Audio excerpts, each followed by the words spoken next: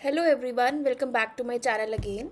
सो अभी तक हमने UGC NET journalism and mass communication का यूनिट 1 कवर कर रहा है। एंड इसमें मैंने आपको 4 वीडियोस में मोस्ट ऑफ द जो भी टॉपिक्स हैं यूनिट 1 के वो कवर किए हैं। सो आज की वीडियो में हम पढ़ेंगे इंडियन कम्युनिकेशन थेरीज़ के बारे में। We will study about the western communication theories, we will study about the Plato, Aristotle, Bharat Muni और Buddhist and Islamic communication ethics. ये सब जो है आपके सिलेबस का मेजर पार्ट है, स्पेशली यूनिट 1 का। इन चीज़ों के बारे में हम पढ़ेंगे। आज का लेक्चर बहुत ही इंपॉर्टेंट होने वाला है। हम सिर्फ थेरीज रटेंगे नहीं बल्कि उनको समझेंगे भी। हम इस तरह से समझेंगे कि इंडिया में कम्युनिकेशन को कैसे देखा गया, वेस्ट और रिटोरिक को कैसे समझा गया। देन हम ये सीखेंगे कि ईस्टर्न और वेस्टर्न ट्रेडिशंस में क्या डिफरेंस है। आप एंड तक इस लेक्चर को ध्यान से देखो क्योंकि हर स्लाइड में कॉन्सेप्ट है। Okay, I will move to the next slide. या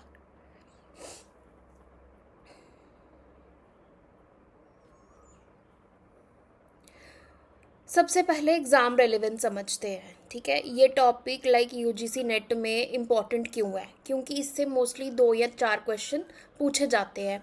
अब वो किस तरह के क्वेश्चन हो सकते हैं? मैचिंग टाइप, जैसे मैंने आपको पहले भी बताया है, क्रोनोलॉजी टाइप्स, कॉन्सेप्ट बेस्ड हो गए, या कंपैरेटिव एनालिसिस हो गया, इन सब पे बेस्ड होते हैं। इम्पॉर्टेंट एरियाज़ कौन कौन से होते हैं स्पेसिफिकली अगर हम फोकस करें तो जैसे आपकी साधारणीकरण मॉडल हो गया, आपका रासा थेरी हो गई, प्लेटो वर्सेस अरिस्टोटल हो गया, बुद्धिस्ट राइट स्पीच होगी, इस्लामिक कम्युनिकेशन एथिक्स हो गए।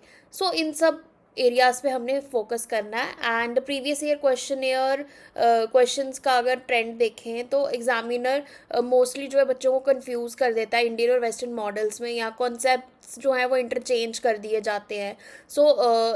एग्जाम्पल अगर मैं बताऊं कि जैसे अगर क्वेश्चन कोई पूछ रहा है कि क्वेश्चन पूछ रहा है एग्जामिनर की कौन सा मॉडल हॉलिस्टिक और स्पिरिचुअल है, स्टूडेंट्स शैनन और वीवर और साधारणीकरण में कंफ्यूज हो जाते हैं। आपको ये चीज़ याद रखनी है कि साधारणीकरण मॉडल कौन सा है, शैनन वीवर कौन सा है, कौन से किस कैटेगरी में आते हैं। ओके, हमारे लिए कॉन्सेप्ट्स को समझना बहुत ही इंपॉर्टेंट है। हर एक डेफिनेशन याद रखना इनफ नहीं है, आपको कॉन्सेप्ट के अकॉर्डिंगली चलना है। Now I will move to the third slide. या अब हम स्टार्ट करेंगे अपना topic, that is the Vedic era, Shruti and guru shishya tradition. Okay, अब हम इंडियन कम्युनिकेशन ट्रेडिशंस की बिगनिंग समझेंगे, लाइक श्रुति ट्रेडिशन क्या होता है, गुरु शिष्य ट्रेडिशन क्या होता है। अब सबसे पहले आते हैं हम श्रुति ट्रेडिशन पे। अब वैदिक पीरियड में कम्युनिकेशन मोस्टली ओरल था। ठीक है, उस टाइम जो रिटर्न टेक्स्ट होते थे इनिशियली नहीं होते थे रिटर्न टेक्स्ट, तो नॉलेज को मोस्टली लोग सुनकर, याद करके और रिपीट करके एक तरह से प्रिजर्व करते थे। तो इसको श्रुति ट्रेडिशन बोलते थे। ठीक है, तो मतलब सुनने से, समझने से चीज़ें होती थी, तो क्योंकि उस टाइम पर रिटर्न टेक्स्ट नहीं होता था। अब श्रुति का मतलब क्या होता है? Which is heard. ठीक है, आप जो सुन सकते हैं, मतलब नॉलेज लिसनिंग के थ्रू पास होता है। ओरल ट्रेडिशन क्यों इम्पॉर्टेंट था उस टाइम पे? क्योंकि वेदास को सेक्रेड माना जाता था और उस टाइम पे एक भी प्रोनाउंसिएशन मिस्टेक मीनिंग चेंज कर सकती थी। तो इसीलिए उस टाइम पे लोग चैंटिंग करते थे, फिनोटिक डिसिप्लिन था, रेपिटिशन होती थी। तो ये सब चीज़ें बहुत इंपॉर्टेंट होती थी ड्यूरिंग द श्रुति ट्रेडिशन। फिर आपका आ गया गुरु शिष्य परंपरा। नाउ व्हाट इज गुरु शिष्य परंपरा? अब देखो आप कम्युनिकेशन जो है ये सिर्फ वन वे लेक्चर नहीं रहा। यहाँ पे गुरु और स्टूडेंट के बीच में इंटरेक्शन होता रहा, लाइक टीचर एंड स्टूडेंट के बीच में there is a interaction. 3 stages थे इसके। पहला था shravana means deep listening. Then you have the chintan, that is critical questioning और थिंकिंग। फिर था आपका मानना, that is reflection and internalization. अब इसकी एग्जाम्पल बताऊंगी। लेट्स सपोज आप अगर लेक्चर सुन रहे हो सिर्फ, ठीक है, या आप कोई ऑडियो बुक सुन रहे हो, तो वो किस में आ गया? आपका श्रावना में।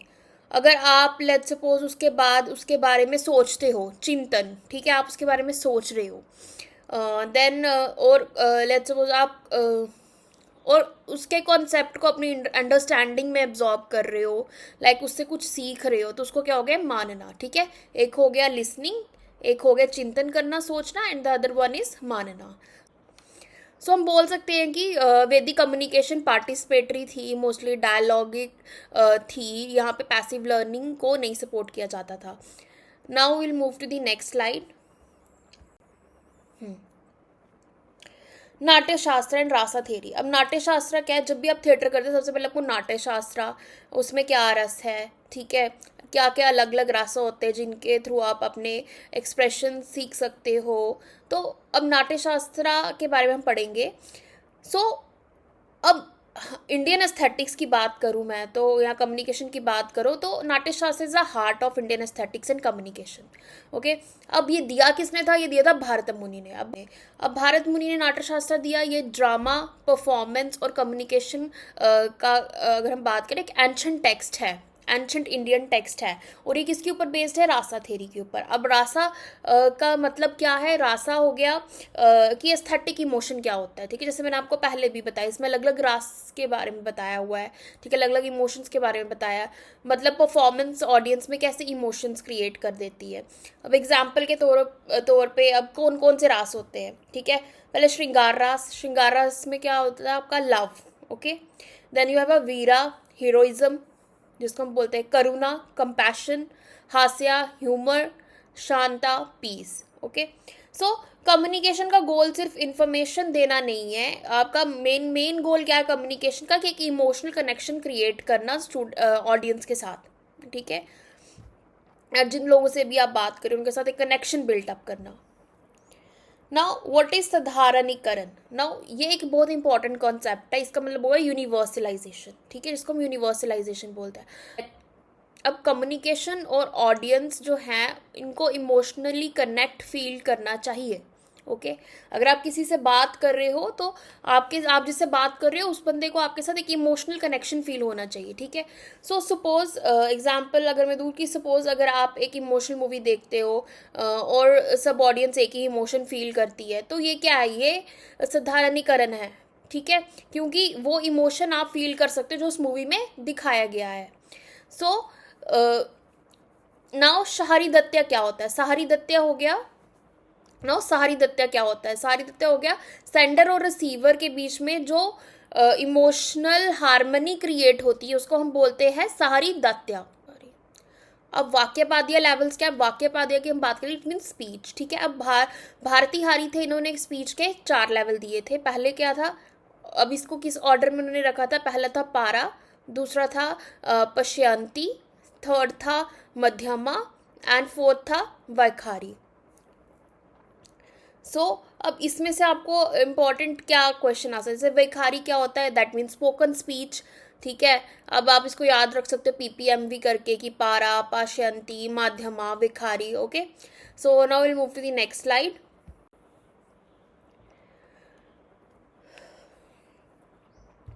So here we will talk about the sadharanikaran model. Now what is sadharanikaran model? Nirmala Mani Adhikari, इन्होंने 2003 में साधारणीकरण मॉडल को फॉर्मली एक्सप्लेन किया. ओके, सो मेन डिफरेंस क्या था इसका वेस्टर्न मॉडल से?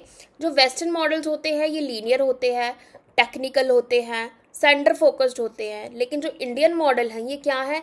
ये होलिस्टिक है, ये सर्कुलर है, इमोशनल है, स्पिरिचुअल होते हैं, ठीक है. इसमें कनेक्शन की बात ज़्यादा की जाती है.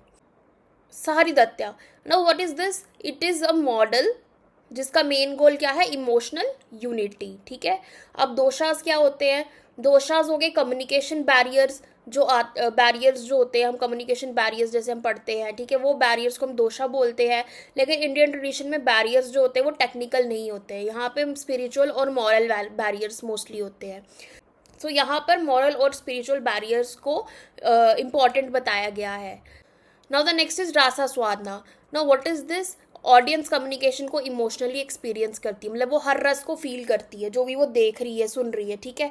अब हम इसको कंपैरिजन करें शैनन वीवर मॉडल के साथ. शैनन वीवर मॉडल क्या होता है? ये टेक्निकल हो गया होता है, ये लीनियर होता है, ये मशीन कम्युनिकेशन मॉडल. और वहीं ये साधारणीकरण मॉडल ये इमोशनल है, यहाँ पे फीडबैक होता है, यहाँ पे स्पिरिचुअलनेस की बात की जाती है.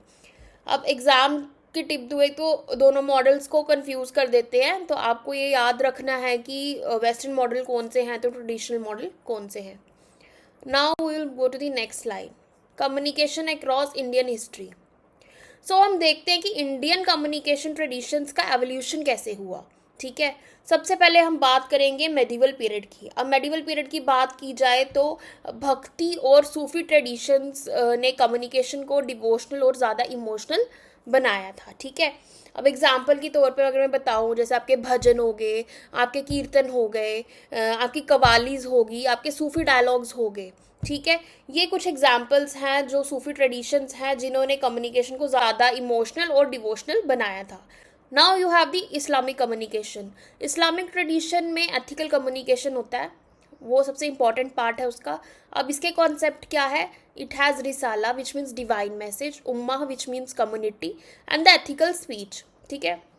अब कॉलोनियल पीरियड में क्या था कि प्रिंट मीडिया और रिफॉर्म मूवमेंट्स बहुत ज़्यादा बने थे, ठीक है। तो उस टाइम पे राजा राम मोहन रॉय ने सोशल रिफॉर्म और न्यूज़पेपर्स का यूज़ किया था। गांधी जी ने, गांधी कम्युनिकेशन के मास्टर थे वो, like non violence and all.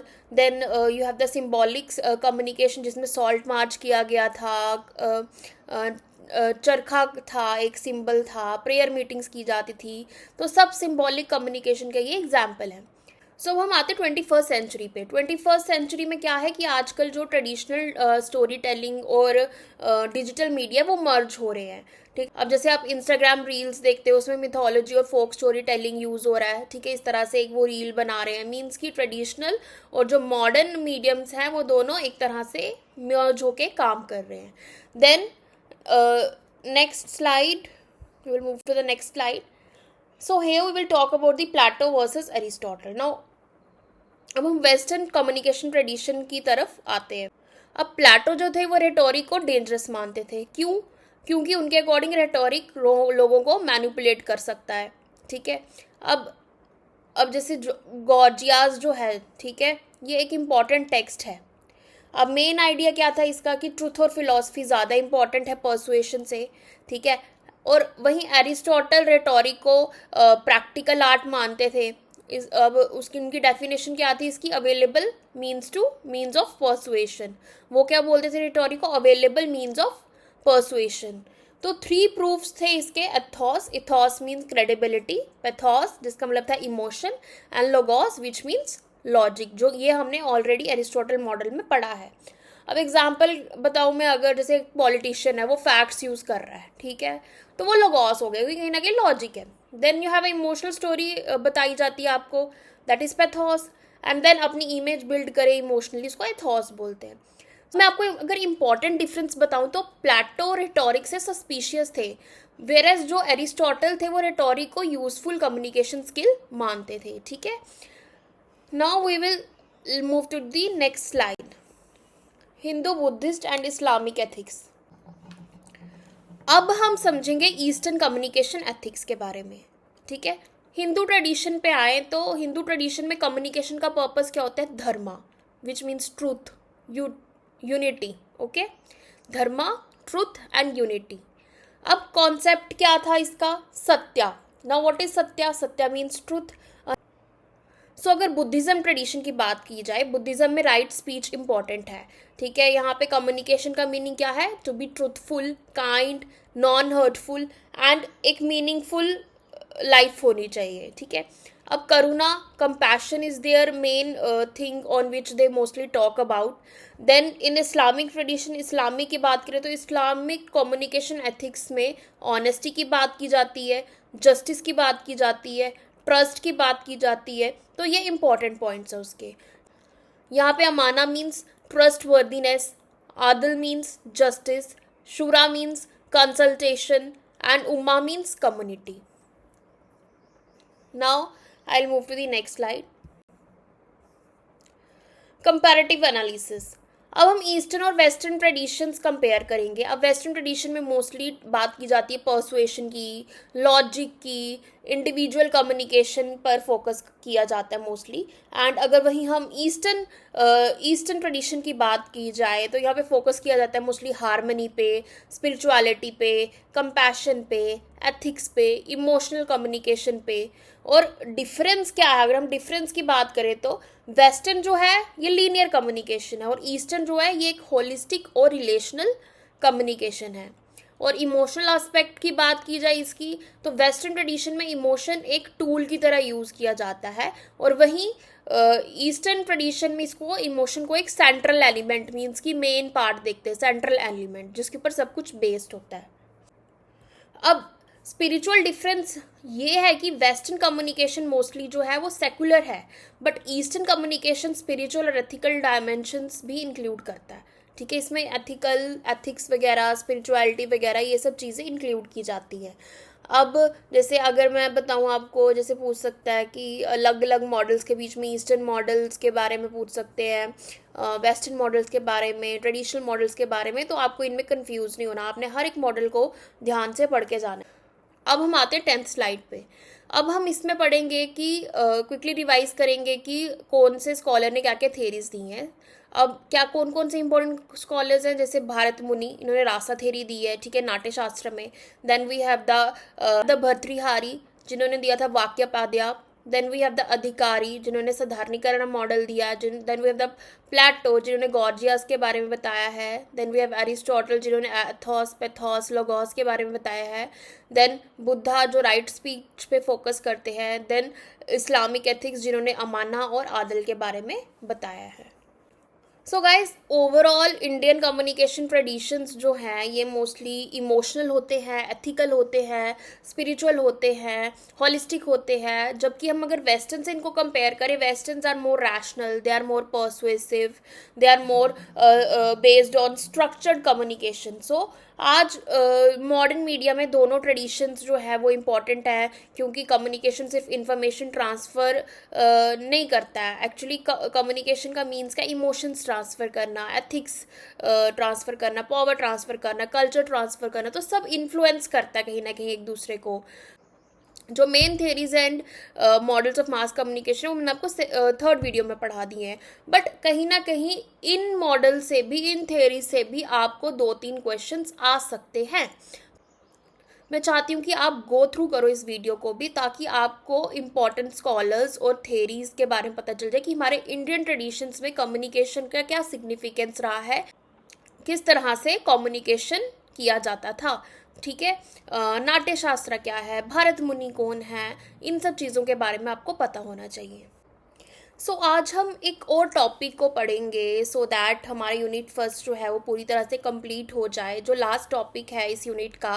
And next video में मेरी कोशिश है कि मैं जो भी 50 इंपॉर्टेंट MCQs हैं, प्रीवियस ईयर क्वेश्चंस जो आए हैं पेपर में, उनको मैं आपके साथ डिस्कस करूं, तो वो थोड़ा सेशन लंबा चलेगा।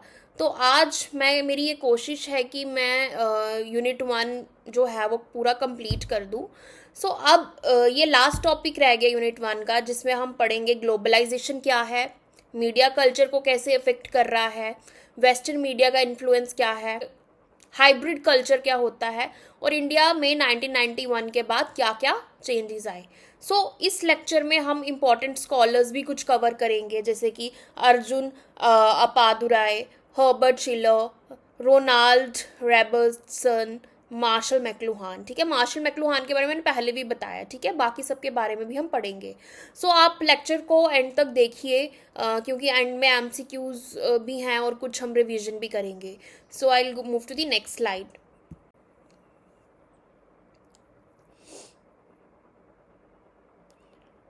Now why this topic is important in UGC net exam. सबसे पहले एग्ज़ाम रेलिवेंस समझते हैं। सो ये टॉपिक UGC नेट का एक बहुत ही स्कोरिंग टॉपिक है। ठीक है, लाइक 4 से 6 क्वेश्चन, 4 to 6 क्वेश्चन इसमें से पूछे जा सकते हैं। अब एग्जामिनर मोस्टली फोकस करता है स्कॉलर थेरी मैचिंग पे, कॉन्सेप्ट पे, ग्लोबलाइजेशन थेरीज पे, इंडिया की LPG रिफॉर्म्स के बारे में वो पूछता है। ठीक है, या इम्पॉर्टेंट स्कॉलर्स के बारे में आपको याद रखना है। ठीक है, अपादुराय, रॉबर्टसन, शिलर, मैक्लुहान, इन सब के बारे में आपको याद रखना है। ठीक है, अब एग्ज़ाम में मोस्टली पूछा जाता है कि अब एग्ज़ाम में सबसे कॉमन कन्फ्यूजन क्या होती है, यहाँ पे होमोजेनाइजेशन और हाइब्रिडाइजेशन के बीच में कंफ्यूज कर दिया जाता है बच्चों को। ठीक है, अब होमोजेनाइजेशन क्या हो गया, होमोजेनाइजेशन हो गया कि सब कल्चर सेम होते जा रहे हैं। ओके और वहीं हाइब्रिडाइजेशन हो गया, कल्चर्स मिक्स होकर नए फॉर्म में क्रिएट हो रहे हैं, ठीक है, एक नया कल्चर बना रहे हैं, ठीक है, लाइक एक तरह की नई चीज़ की शुरुआत हो रही है। Okay so this is the difference between homogenization and hybridization. Let me give you example.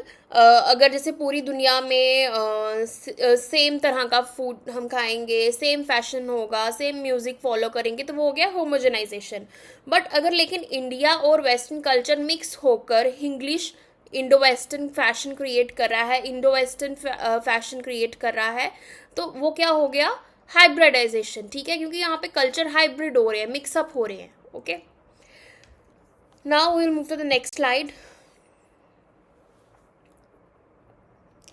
What is media and culture in a globalized world, ठीक है, अब हम बेसिक कंसेप्ट समझते हैं।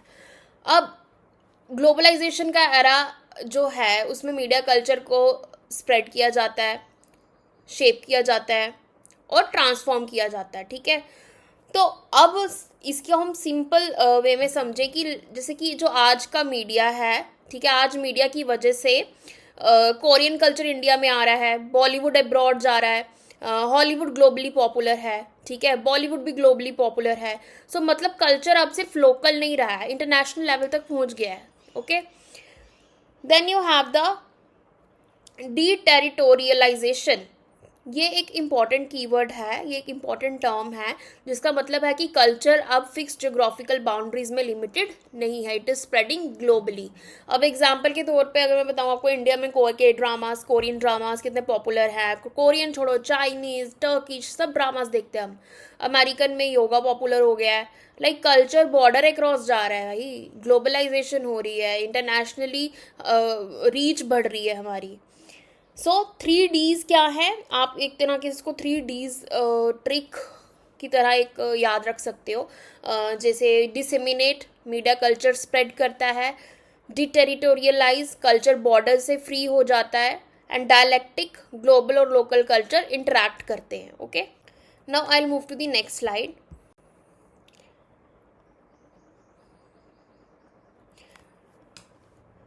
अब इस स्लाइड में हम बात करेंगे कल्चरल इम्पेरियलिज्म एंड होमोजेनाइजेशन के बारे में, ठीक है, ये एक बहुत इंपॉर्टेंट कॉन्सेप्ट है, कल्चरल इम्पेरियलिज्म समझेंगे हम इसमें। अब कल्चरल इम्पेरियलिज्म क्या होता है, इस थ्योरी के अकॉर्डिंग पावरफुल वेस्टर्न कंट्रीज जो हैं, स्पेशली जो अमेरिका, अपना मीडिया और कल्चर दुनिया पर डोमिनेट करती है, ठीक है, यहाँ पे कल्चर डोमिनेशन की बात होती है। ये चीज़ एक इम्पॉर्टेंट स्कॉलर जो कि हर्बर्ट शिलर थे, उन्होंने कहा था। एंड एग्जाम्पल जैसे कि आपकी हॉलीवुड मूवीज़ होगी, American brands, fast food culture, English language dominance, ठीक है, तो इंडिया में कितना पॉपुलर हो गया ये। अब मेन आइडिया क्या है इस चीज़ का कि वेस्टर्न मीडिया लोकल कल्चर्स को वीक कर देती है, ठीक है। अब जैसे जितना वेस्टर्न अडॉप्ट करोगे तो आपका लोकल ऑब्वियसली वीक हो जाएगा, ठीक है। तो आज दुनिया भर में से आप McD, Netflix, Hollywood, western fashion, ये सब पॉपुलर है। Now we will talk about cultural homogenization, ठीक है। होमोजेनाइजेशन का मतलब क्या है कि सब कल्चर्स ग्रेजुअली सेम होते जा रहे हैं, ठीक है। अब हर कंट्री में सिमिलर तरह का म्यूजिक सुना जाता है, like most of the foreigners we see they are vibing on Punjabi songs. Okay so music सुना जा रहा है, फैशन कहीं ना कहीं सेम हो रहा है, कल्चर कंजम्पशन सेम हो रही है, सोशल मीडिया ट्रेंड सेम हो रहे हैं, ठीक है। लेट्स सपोज कोई रील अगर वायरल होती है अमेरिका में, तो उस पर इंडियंस भी रील बना रहे हैं, तो कहीं ना कहीं वो होमोजेनाइजेशन आ रही है हमारी वर्ल्ड में। सो क्रिटिक्स कहते हैं कि ग्लोबलाइजेशन सिर्फ कल्चरल एक्सचेंज नहीं है, ओके, यहाँ से इकोनॉमी और आइडियोलॉजी डोमिनेशन भी हो रही है, ठीक है। कि अगर हम जैसे हम अपना ट्रेडिशन भूल के बाकियों का ट्रेडिशन अपना रहे हैं या कल्चर अपना रहे हैं, तो हमारी आइडियोलॉजी पे भी वो डोमिनेट हो रहे हैं, इकोनॉमी पे भी डोमिनेट हो रहे हैं, ठीक है। अब आपको बस याद रखना है, होमो means same and hybrid means mix, ठीक है, आपको ये चीज़ ध्यान में रख के चलनी है। Now I will go to the next slide.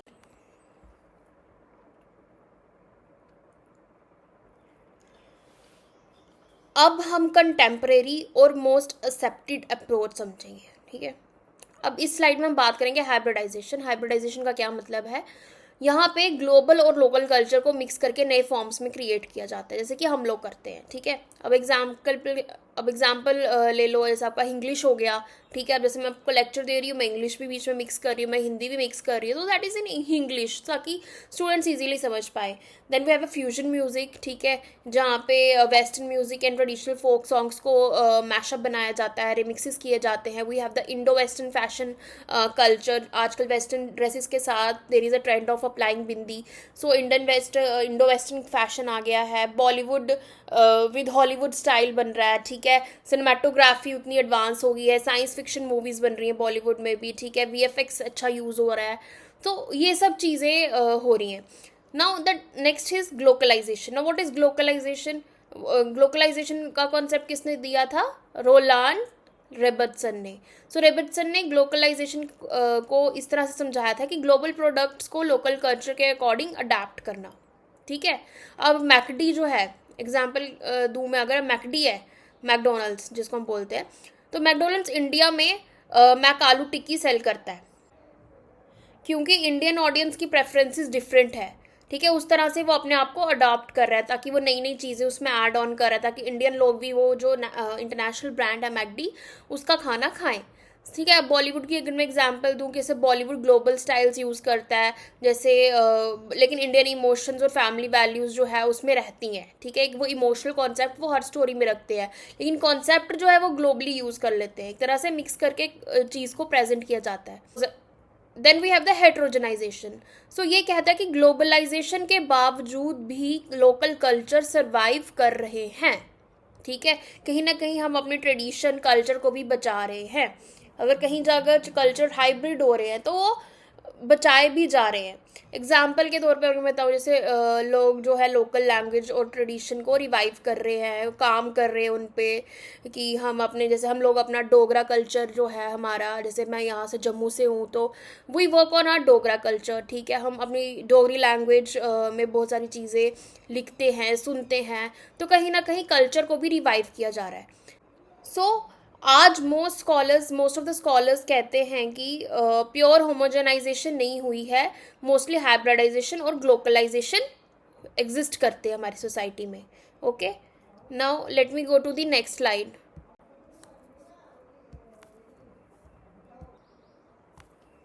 So हम डिस्कस करते हैं कुछ important theories and model. Culture industry की बात करें तो डॉनर होकेमर के अकॉर्डिंग मीडिया कल्चर को कमर्शियल प्रोडक्ट बना देता है। अब एग्जांपल के तौर पर से हम रियलिटी शोज देखते हैं, हम फार्मूला मूवी फिल्म्स देखते हैं, हम मास प्रोड्यूस्ड एंटरटेनमेंट देखते हैं, ठीक है। और वहीं अगर हम ग्लोबल विलेज की बात करें, जो कि मैक्लूहॉन ने कंसेप्ट दिया था, मैक्लूहॉन के अकॉर्डिंग इलेक्ट्रॉनिक मीडिया जो है ये दुनिया को ग्लोबल विलेज बना देता है, ठीक है। क्योंकि आज सोशल मीडिया की वजह से यू कैन सी कि दुनिया किस तरह से इंटरकनेक्टेड है, हम हर जगह ग्लोबली कनेक्ट कर पाते हैं। Then we have the political economy. ये अप्रोच मीडिया ओनरशिप की अप्रोच है और प्रॉफिट मोटिव को स्टडी करती है। Then we have the Appadurai's 5 scapes, ठीक है। ये बहुत इंपॉर्टेंट हैं, ठीक है। इसमें हम बात करेंगे एथनोस्केप के बारे में, which is the migration of the people. Media scape means media images. Technoscape mean technological flow. Then we have the finance-scape, which means money flow. Then we have the ideoscape, which means flow of ideas, ठीक है। आप इसको फैटमी करके याद रख सकते हो, like finance, A for ethno, then techno, media and ideo, ठीक है। तो इसके ऊपर कोई ऑब्जेक्टिव आपको ऐसे आ सकता है। Then we will move to the next slide. Indian globalization 1991 LPG reforms, ठीक है। अब इंडिया का कॉन्टेक्स्ट समझते हैं। नाउ एलपीजी, जैसे आपको पता है 1991 में आया था, लिबरलाइजेशन, प्राइवेटाइजेशन, ग्लोबलाइजेशन, ठीक है। उसके बाद ही हमारे प्राइवेट सेक्टर्स जो थे वो आगे एक्सपैंड हुए। तो लिबरलाइजेशन क्या बोलता है कि गवर्नमेंट रेस्ट्रिक्शंस कम हुई, ठीक है। जैसे पहले सब कुछ गवर्नमेंट के अकॉर्डिंग था, सारे चैनल्स गवर्नमेंट के थे, तो इससे क्या हुआ, लिबरलाइजेशन आने के बाद गवर्नमेंट रिस्ट्रिक्शंस कम हुई, प्राइवेट सेक्टर प्रमोट किया गया, एंड ग्लोबलाइजेशन बात करते हैं, इंडियन इकोनॉमी ग्लोबल मार्केट के लिए भी ओपन हुई। ओके, सो अगर हम 1991 के इंपॉर्टेंस जानेंगे तो 1991 इंडिया का इकोनॉमिक हिस्ट्री का टर्निंग पॉइंट रहा था, ठीक है। यहाँ पे मीडिया बूम हुआ था, जैसे कि 1990s में आपके जी टीवी आ गए, फिर स्टार टीवी आ गया, आपके प्राइवेट चैनल्स आ गए, इंडिया में आ गए, ठीक है, 24/7 न्यूज़ चैनल्स आ गए, फॉरेन कंटेंट देखते थे आप लोग, कमर्शियल मीडिया बूम हो गया, फिर 2000s में आपका आईटी सेक्टर ग्रो हुआ, मिडिल क्लास एक्सपैंड हुई। सो आज जो है आप डिजिटल एरा में रह रहे हो, आज आपके पास ओटीटी प्लेटफॉर्म्स भी हैं, you have Netflix, you have social media, you have hybrid culture, जो हाइब्रिड कल्चर को एक्सेलरेट करता है, ठीक है, उसको प्रमोट करता है, ठीक है। अब now I will move to the next slide. So अब ग्लोबलाइजेशन के इम्पैक्ट डिस्कस करते हैं, ठीक है। पॉजिटिव इफेक्ट्स क्या होते हैं हाइब्रिड कल्चर का, जैसे कि English, fusion music, global Bollywood, ठीक है। अब एम्पावरमेंट की बात करें, इसमें एम्पावरमेंट में आपका आ गया मीडिया अवेयरनेस क्रिएट करना, वुमेन राइट्स के बारे में बोलना, इन्वायरमेंट के बारे में बोलना, एजुकेशन देना, ठीक है। और वहीं सॉफ्ट पावर की बात करें, अगर हम इंडिया ग्लोबली फेमस किस लिए है, योगा की वजह से, अपने फूड की वजह से, अपने स्पाइसेस की वजह से, बॉलीवुड की वजह से, आईटी प्रोफेशनल्स की वजह से, ठीक है। अब नेगेटिव इफेक्ट्स की बात करें या चैलेंजेस की बात करें, क्रिटिसिजम्स की बात करें, तो वेस्टर्नाइजेशन से क्या हुआ, कंज्यूमरिज्म और इंडिविजुअलिज्म जो है वो इंक्रीज़ हुआ, मीडिया इन्फ्लुएंस हुआ, तो ब्यूटी स्टैंडर्ड्स और मटेरियलिज्म प्रमोट होने लग पड़े। फिर इनइक्वालिटी की वजह से अर्बन और रूरल डिजिटल डिवाइड हो गया, जो कि अभी तक डिजिटल डिवाइड एग्जिस्ट कर रहा है, सबको प्रॉपर इंटरनेट नहीं मिल रहा है हर जगह। देन आइडेंटिटी क्राइसिस हो गया, लाइक यूथ कभी कभी कन्फ्यूज होते हैं कि जैसे कि ट्रेडिशनल वैल्यूज़ को नहीं समझ पाते वो, और ग्लोबल कल्चर के बीच में थोड़ा कन्फ्यूज हो जाते हैं, ठीक है। अब इंडिया कम्प्लीटली वेस्टर्नाइज नहीं हुआ है, ठीक है, इंडिया में मोस्टली ग्लोबलाइजेशन हुई है अगर हम देखें, ठीक है। Now I'll move to the next slide. So we will revise some important concepts now. Homogenization, one global culture, ये मैंने आपको बताया। हाइब्रिडाइजेशन क्या हो गया, मिक्स्ड कल्चर हो गया। इम्पीरियलिज्म क्या हो गया, डोमिनेशन हो गया। ग्लोबलाइजेशन क्या हो गया, अडेप्टेशन हो गया, ठीक है। अब एमसीक्यूज मैंने कुछ दिए हैं 2-3, ठीक है। अब ग्लोबलाइजेशन किसने दिया था, ये दिया था रोलैंड रॉबर्टसन ने। अब मीडिया स्केप क्या है, global flow of media images, ठीक है। अब कल्चर इंडस्ट्री किसने दिया, फ्रैंकफर्ट स्कूल ने। तो ये चीज़ें आपको याद रखनी है। अब इसमें मैंने कुछ ऑब्जेक्टिव्स दिए हैं, क्विक रिवीजन टेबल भी।